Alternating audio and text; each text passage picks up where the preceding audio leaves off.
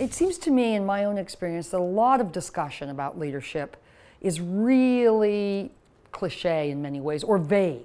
We talk about great leaders, we talk about charismatic leaders, we talk about leaders we want to emulate, but what does that mean?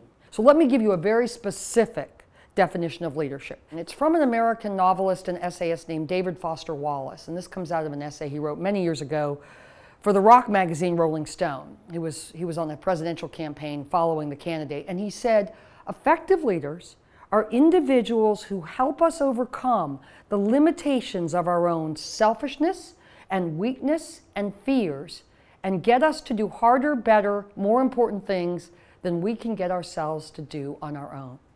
One thing that I have learned, and it flies in the face of a lot of assumed wisdom of our time, is that leaders are not born.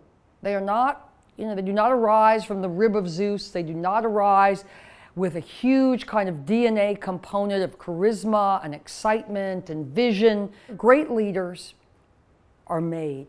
They are not born.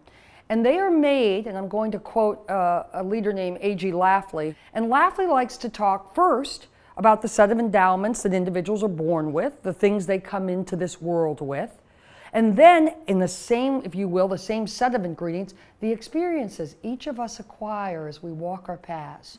Failures, successes, insights, individuals that touch us, moments that we make memories of, the experiences we acquire. The second main cup is that a moment arises that the individual recognizes demands their leadership. So ask yourself as you walk through your day, as you think about your life's journey, what is the moment that demands my leadership? The third ingredient is that the individual person has to decide to embrace the cause and get in the game. And they have to decide to do that with everything they have. They have to be all in. We can learn an enormous amount from leaders of all shapes and sizes, individuals from business, from government, from social activism, from religious movements, individuals that have tried to make a big, worthy impact on a cause that mattered, not just to them, but to a great number of people. I think the greatest challenge for leaders today is twofold. One is, how do we hold on to our humanity?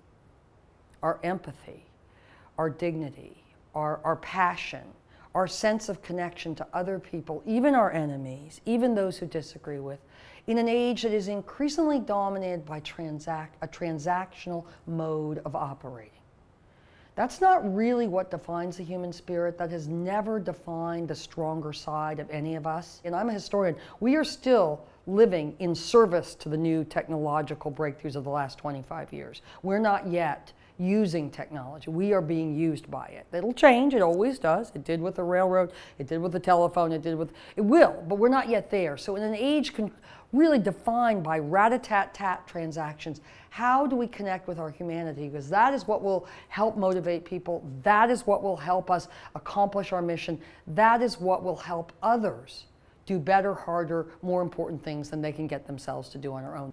And that leads very nicely and finally to this very critical lesson, which is that we simply can't give up.